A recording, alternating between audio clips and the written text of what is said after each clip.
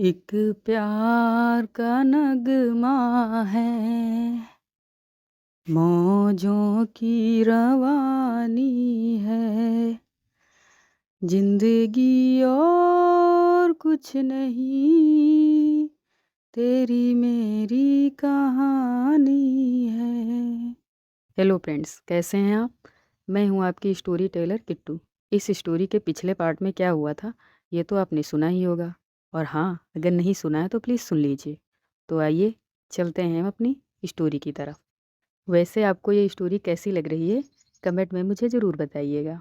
Story के पिछले part में हमने देखा था कि प्रियल एनी को अपने घर बुलाती है और क्लिनिक साथ चलने को बोलती है, जिस पर एनी प्रियल से कुछ कहती है और फिर अपनी स्कूटी लेकर प्रियल के घर निकल जाती है। इधर अभी के पिताजी भी अभी को हॉस्पिटल और बिल्डिंग का कुछ काम सौंपते हैं, जिस पर अभी अपने पिताजी से बोलती है कि जी पिताजी, सब काम अच्छे से हो जाएगा, आप टेंशन मत लो।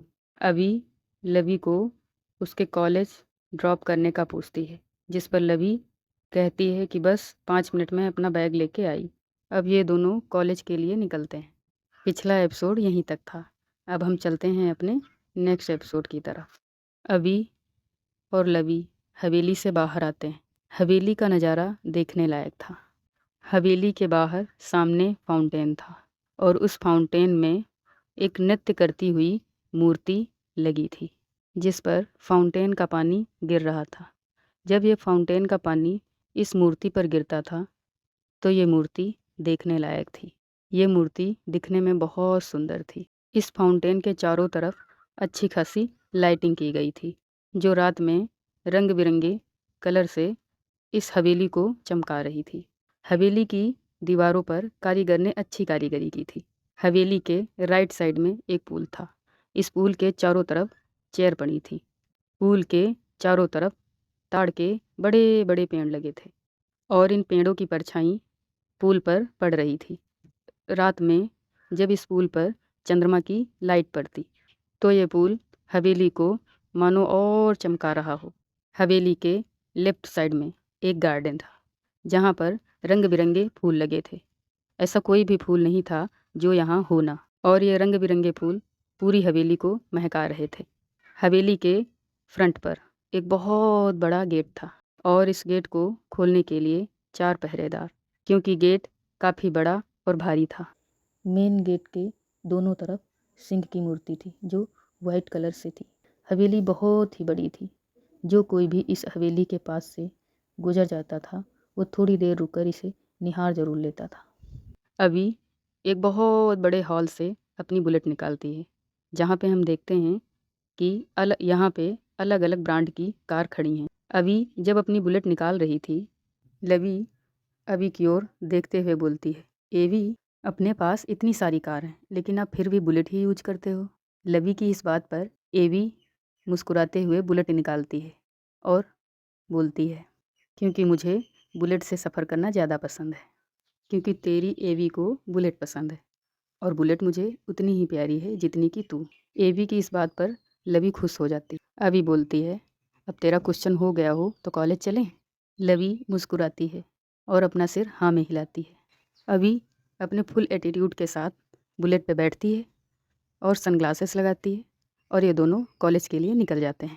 सीन इधर दिखाया जाता है, जहाँ एनी अपनी स्कूटी लेके प्रियल के घर पहुँच जाती है। प्रियल अपने घर के बाहर खड़ी एनी का ही वेट कर रही थी।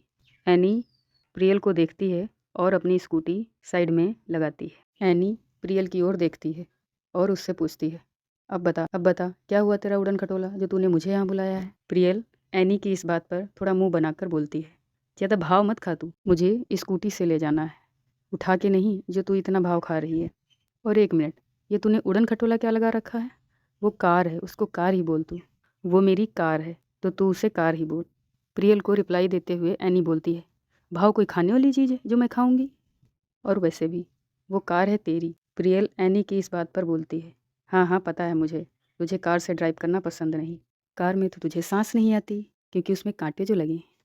और वैसे भी तुझे तो ये खुले आसमान, खुली वादियाँ ही फील करना है। प्रियल एनी को चिढ़ाते हुए ये सब बोल रही थी। एनी प्रियल से कहती है, बस बस, मैं तुझे कुछ कहती हूँ जब तू लड़कीबाजी करती है। एनी की इस बात पर प्रियल बोलती है, उसे लड़कीबाजी नहीं फ्लर्ट करना कहते हैं। एनी कहती है, तू सुधरती क्यों नहीं है इस फ्लर्ट से, तू फ्लर्ट करना क्यों नहीं छोड़ती। प्रियल कहती है, फ्लर्ट करना छोड़ दूँ वो भी मैं, कभी नहीं। और वैसे भी मेरे फ्लर्ट करने से उनको थोड़ी सी खुशी मिलती है, तो उसमें फ्लर्ट गलत कैसे हुआ। प्रियल एनी की ओर थोड़ा साइड वाली स्माइल देकर फिर से कहती है, और वैसे भी तुझे ये फ्लर्ट समझ में नहीं आएगा। जब तुझे किसी से प्यार होगा तब तुझे ये फ्लर्ट अच्छा लगने लगेगा। प्रियल की इस बात पर एनी बोलती है, प्यार, वो भी मुझे, कभी नहीं। प्रियल कहती है, हाँ हाँ देखते हैं मैडम को। एनी कहती है, अब बस भी कर तू, क्लिनिक चलना है या नहीं, अगर नहीं जाना है तो मैं जा रही हूँ। प्रियल एनी की इस बात पर बोलती है, रुक रुक, मैं चलती हूँ। प्रियल एनी की स्कूटी पर बैठती है और ये दोनों क्लिनिक के लिए निकल जाते हैं। इधर अभी और लवी कॉलेज पहुँच जाते हैं। अभी अपने फुल एटीट्यूड के साथ बुलेट से उतरती है और अपने पॉकेट से कुछ पैसे निकालकर लवी को देती है और बोलती है, तुझे पैसे चाहिए थे ना, ये लो कुछ पैसे हैं, इसे रख ले तू। लवी उन पैसों को लेती है और एक प्यारा सा हग अपनी एवी को करती है। एवी भी उसे हग बैक करती है और लवी की ओर देखते हुए बोलती है, कॉलेज में अच्छे से पढ़ाई करना और किसी भी चीज़ की ज़रूरत हो तो मुझे तुरंत कॉल करना। लवी बोलती है, जी। अपनी एवी को हग करके लवी अपने कॉलेज चली जाती है। लवी अविशा को अवी और एवी दोनों ही पुकारती थी। उसके मूड पे डिपेंड था कि उसे कब और क्या बुलाना है। अभी भी अपनी बुलेट स्टार्ट करती है और हॉस्पिटल की तरफ निकलती है। रास्ते में वो एक जगह अपनी बुलेट रोकती है। जहाँ पर अभी अपनी बुलेट रोकती है वहाँ हम सामने देखते हैं कि एक मिट्टी का कच्चा घर है और उस घर पर तिनके की बनी हुई छत है। अभी अपनी बुलेट वहीं साइड में स्टैंड पर लगाती है और उस घर के अंदर चली जाती है। अभी इस घर में रोज़ रोज़ तो नहीं आती थी, लेकिन हाँ, हफ्ते में वो 1-2 बार ज़रूर आती थी। अभी इस घर के अंदर जैसे ही जाती है तो हम देखते हैं कि एक माँ मिट्टी के बर्तन बना रही है और उसके बगल में ही एक छोटा सा बच्चा अपने छोटे छोटे हाथों से उस मिट्टी के बर्तन को बनाने में अपनी माँ की हेल्प कर रहा है। अभी उस औरत के पास जाती है। अभिषा को जैसे ही वो छोटा बच्चा देखता है तुरंत दौड़कर अभिषा के पास आता है और बोलता है, आप आ गए अन्ना, मैंने ना आप तो बहुत बहुत बहुत मिस किया। अभिषा उस बच्चे की ऐसी बातों को सुनकर वहीं अपने घुटनों पर बैठकर उसे हग कर लेती है और बोलती है, हाँ मुन्ना, मैं आ गई। वो बच्चा अभिषा से कहता है, अब तो नहीं जाएंगी आप मुझे छोड़ के। अभिषा कहती है, नहीं, मैं आपको छोड़ कर कहीं नहीं जाऊंगी, मैं तो आपके लिए ये प्यारी सी चॉकलेट लेने गई थी। बच्चा जैसे ही उस चॉकलेट को देखता है बहुत खुश हो जाता है और अविशा से उस चॉकलेट को ले लेता है और अविशा के चीक्स पर एक प्यारी सी किस करता है। वो बच्चा चॉकलेट लेके वहाँ से चला जाता है। काकी अविशा की तरफ देखकर बोलती हैं, बिटिया, आप मुन्ना से मिलना नहीं भूलती हैं और हफ्ते में 2 बार ज़रूर आती हैं। अविशा कहती है, काकी, मैं उसे कैसे भूल सकती हूँ, मुन्ना और आप मेरी जिम्मेदारी हो। काकी बोलती हैं, बिटिया, आपने मेरी बहुत हेल्प की, मुझे और मेरे मुन्ने को बहुत अच्छे से संभाला है। काकी अविशा से बोलती हैं, मुन्ना के पापा के गुजर जाने के बाद आपने मेरी बहुत मदद की और मुन्ना को किसी भी चीज़ की कोई कमी महसूस होने नहीं दी। काकी अपनी आँखों को नम करते हुए अविशा से बोलती हैं कि मैं आपका ये एहसान कैसे चुकाऊंगी। अविशा काकी की बात को रोकते हुए बोलती है कि मैं कौन होती हूँ आपकी मदद करने वाली, मदद करने वाला तो ऊपर वाला है, वही सबकी मदद करता है। मुन्ना अविशा और काकी से थोड़ा दूर बैठा बड़े ही प्यार से चॉकलेट को खा रहा था और खेल रहा था। अविशा मुन्ने की तरफ इशारा करते हुए काकी से पूछती है, काकी, मुन्ना स्कूल तो जाता है। काकी कहती हैं, हाँ बिटिया, आपने आपने जब से मुन्ने का स्कूल में दाखिला कराया है तब से मुन्ना स्कूल जाता है और स्कूल से आने के बाद घर पर भी पढ़ाई करता है। अविसा काकी से पूछती हैं, मुन्ने को पढ़ाई में कोई दिक्कत तो नहीं है? काकी कहती हैं, नहीं बिटिया, आपने मुन्ने की पढ़ाई की सारी फीस तो भर दी है, अब मुन्ने को कौन सी दिक्कत हो सकती है। अविसा अपने पॉकेट से कुछ पैसों को निकालती है और काकी को देने लगती है। काकी कहती हैं, बिटिया, आपने मेरे लिए इतना तो किया है, अब मैं इन पैसों को कैसे ले सकती हूँ। अविसा कहती है, काकी ये रख लो, मुन्ने को उसकी पढ़ाई में हेल्प करेंगे। काकी उन पैसों को नहीं ले रही थी, लेकिन अविसा ने ज़बरदस्ती काकी के हाथ में उन पैसों को रख दिया था। काकी आंखों में आंसू लिए अविसा से कहती हैं, बिटिया, भगवान तुम्हारा खूब भला करे और तुम्हें खूब सारा प्यार करने वाला जीवन साथी दे। काकी की लास्ट वाली लाइन को सुनकर अविसा थोड़ा मायूस हो जाती है और अविसा के चेहरे पर एक चिंता वाले भाव आ जाते हैं। मुन्ना अविसा के पास आता है और अविसा से बोलता है, अन्ना तलो ना, हम लोग खेलते हैं। अविसा अपनी गहरी सोच से बाहर आती है और मुन्ने की तरफ मुस्कुराते हुए बोलती है, बेटा आज नहीं, आज मुझे बहुत काम है, मैं किसी और दिन आऊँगी और आपके साथ खूब मस्ती करूँगी। मुन्ना बोलता है, अन्ना आप आओ देना पत्ता, अन्ना आप आओ देना पक्का। अविसा हंसते हुए बोलती है, हाँ आऊँगी पत्ता। अविसा मुन्ना और काकी से मिलकर घर के बाहर निकलती है और अपनी बुलेट को स्टार्ट करके हॉस्पिटल की तरफ निकल जाती है। मिट्टी के बर्तनों पर बहुत ही अच्छी डिजाइन बनाती थी और उन बर्तनों को बहुत अच्छा रूप देती थी। इन सुंदर से बर्तनों को मार्केट में पहुंचाने का काम अविसा का था। बर्तन दिखने में इतने सुंदर थे, मार्केट में इन बर्तनों की अच्छी खासी कीमत लगती थी, जिसे अविसा ही करवाती थी। इन बर्तनों से जो पैसे आते थे वो काकी को घर चलाने में मदद करते थे। अविसा उनकी मदद तो करती थी, लेकिन वो खुद चाहती थी कि जिन लोगों की वो मदद करती थी वो खुद ब खुद अपने पैरों पर खड़ा होना सीखें।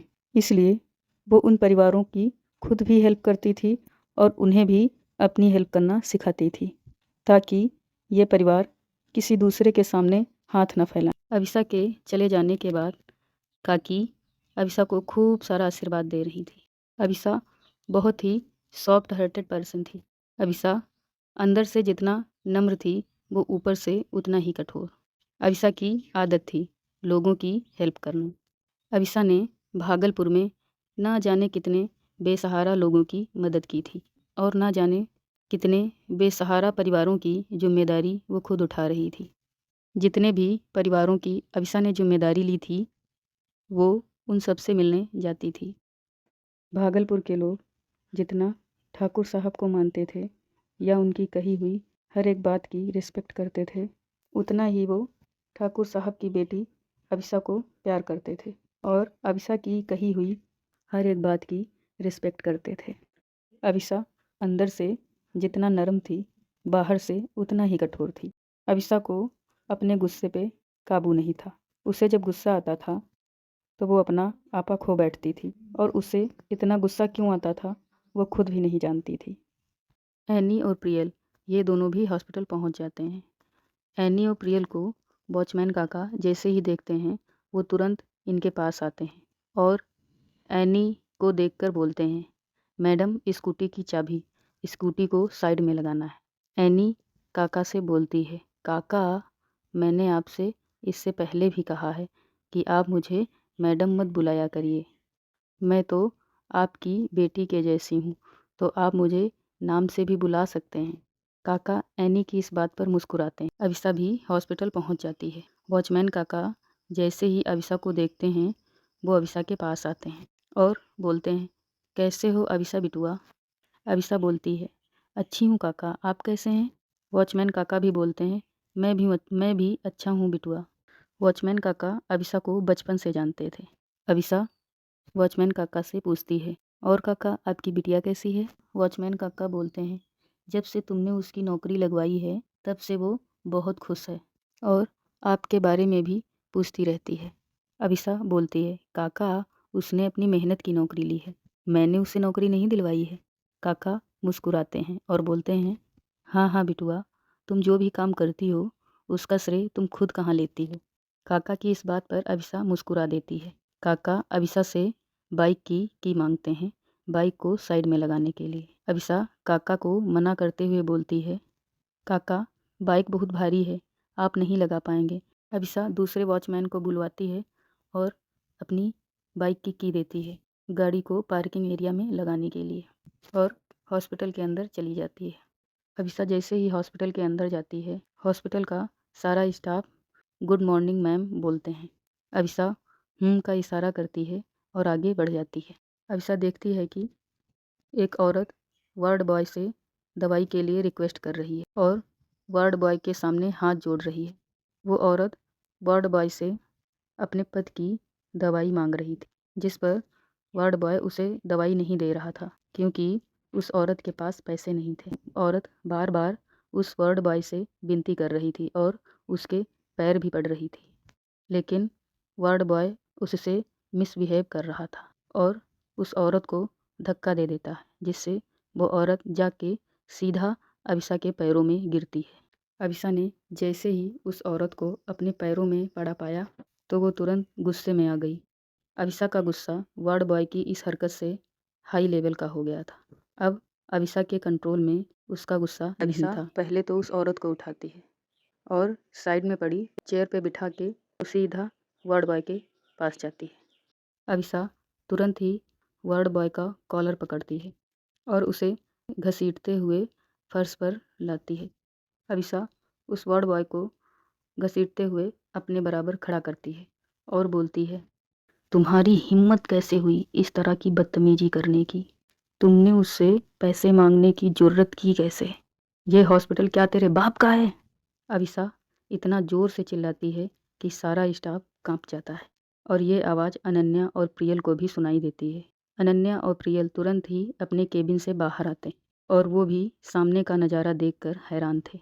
अविसा उस वार्ड बॉय को अपने पंच से उसके फेस पर मार रही थी। कभी उसके फेस पे मारती तो कभी उसके पेट पे, तो कभी उसकी पीठ पे, तो कभी उसे नीचे गिराकर अपने पैरों से मारती।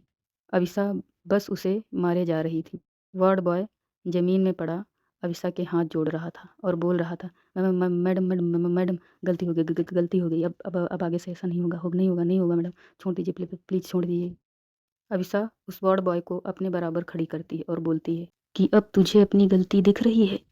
इससे पहले जब ये माँ तुम्हारे सामने हाथ जोड़कर खड़ी बिलखती हुई दवाई के लिए तेरे पैर पड़ रही थी तब तुझे नहीं दिखा? अब तुझे अपनी गलती दिख रही है? और वैसे भी दवाई के पैसे लेने के लिए तुझसे किसने कहा? तूने हिम्मत भी कैसे की रिश्वत लेने की, दवाई का पैसा लेने की? ये सब कहते हुए अविसा की आंखें लाल थी, मानो उन आंखों से गुस्सा हट ही न रहा हो। अगर कोई भी इस टाइम उसे रोकने आया तो ऐसा लग रहा था जैसे वो उसे भी जला देगी। वो वार्ड बॉय अविसा के हाथ जोड़ रहा था और बार बार उससे माफ़ी मांग रहा था और बोल रहा था, मैम गलती हो गई, अब नहीं होगा, मैम गलती हुई, छोड़ दीजिए, मारिए मत, मैम मारिए मत। तुझे ये नहीं पता कि गलती की माफ़ी एएस की डिक्शनरी में नहीं आती है, वो भी गलती ऐसी जो जानबूझकर की गई हो। अनन्या और प्रियल ऐसा नज़ारा देखकर हैरान थे। वो दोनों कुछ समझ नहीं पा रहे थे कि आखिर हुआ क्या है यहाँ, और ये जो सामने खड़ी हैं वो इतना गुस्सा क्यों है, और वो भी गुस्सा तो गुस्सा, इतने हाई लेवल का गुस्सा। ये दोनों खड़े बिल्कुल शॉक्ड थे। अविसा उस वार्ड बॉय का फेस स्टाफ के सभी मेंबर के सामने दिखाते हुए बोलती है कि ऐसी गलती अगर तुम लोगों ने भी की तो मैं तुम लोगों का क्या हश्र करती हूँ ये तुम लोग खुद भी नहीं जान पाओगे। पूरा स्टाफ सिर को हिलाते हुए बोल रहा था, जी मैडम, जी मैडम। अविसा तुरंत ही अपना फ़ोन निकालती है और पुलिस का नंबर डायल करती है। पुलिस तुरंत ही 1 मिनट के अंदर ही यहाँ पहुँच जाती है, क्योंकि पुलिस भी अविसा को अच्छी तरीके से जानती थी। पुलिस जैसे ही वहाँ पहुँचती है, अविसा उस वार्ड बॉय को उनकी तरफ धक्का देकर बोलती है, इसको ले जाओ, इसको ले जाओ और इस पर इतनी इतनी धाराएं लगाओ कि किसी के साथ ऐसा बिहेव करने से पहले ये 100 बार सोचे। पुलिस भी अविसा की इस बात पर बोलती है, जी मैडम, ऐसा ही होगा। अविसा का गुस्सा अब भी शांत होने का नाम नहीं ले रहा था। अविसा को इतनी गुस्सा क्यों आती थी वो खुद भी नहीं जानती थी। अविसा एक नर्स की तरफ इशारा करते हुए कहती है, बोलती है कि इस औरत को जो भी दवाई चाहिए वो इसे दो और पैसे एक भी नहीं लेना है, समझ में आया? नर्स कहती है, जी जी जी मैडम, जी मैडम। वो औरत अविसा के हाथ जोड़ती है और अविसा को धन्यवाद करती है। अविसा उनसे बोलती है, माँ जी, इसकी कोई ज़रूरत नहीं, यहाँ दवाई फ्री में ही मिलती है, लेकिन कुछ लोगों की लापरवाही की वजह से आप जैसे लोग इस तकलीफ़ का सामना करते हैं। माँ जी, आप दवाई ले लीजिए, आपको जितनी भी दवाई चाहिए वो आप ले सकती हैं, और जो आपके साथ हुआ है इससे पहले ये कभी नहीं होगा। वो औरत आंसू पोंछते हुए नर्स के पीछे पीछे चली जाती है दवाई लेने के लिए। अविसा एक एक स्टाफ मेंबर की क्लास ले रही थी और पूछ रही थी कि किसका क्या क्या काम है, वो क्या क्या करते हैं और वो अपना काम ठीक से कर रहे हैं या नहीं। पूरा स्टाफ डरा हुआ था। स्टाफ डर के मारे अविसा के क्वेश्चन का कुछ सही आंसर दे रहे थे और कुछ गलत। अविसा उन सभी की अच्छे से क्लास ले रही थी। लास्ट में पूछती है कि मेन डॉक्टर कौन है। एनी और प्रियल भी थोड़ा डर गए थे, क्योंकि इन दोनों ने इससे पहले ऐसा गुस्सा कहीं नहीं देखा था। अविसा के इस क्वेश्चन पर कि यहाँ का मेन डॉक्टर कौन है, पूरा का पूरा स्टाफ एनी की तरफ देख रहा था। अविसा भी समझ गई थी कि मेन डॉक्टर और कोई नहीं, यही है। अविसा की आंखें बिल्कुल रेड थी, आईब्रो चढ़ी हुई थी और जो लाइन पर दबाव था। इसी गुस्से के साथ वो एनी की तरफ देखा और उसकी तरफ बढ़ गई। और ये एपिसोड यहीं पे एंड होता है। आगे की स्टोरी देखेंगे हम अगले पार्ट में। तो बताइए कैसी लगी आपको स्टोरी? क्या एनी बच पाएगी अविसा के गुस्से से? क्या एनी के इस मासूम फेस को देखकर अविसा का गुस्सा होगा कंट्रोल? तो आप लोग सोचिए। और अब हम चलते हैं, फिर मिलेंगे और लेकर आएंगे इस स्टोरी की आगे की कहानी। अगर आपको ये स्टोरी अच्छी लग रही हो या थोड़ी अलग लग रही हो तो कमेंट में हमें ज़रूर बताइएगा। तो सुनते रहिए किट्टू स्टोरी।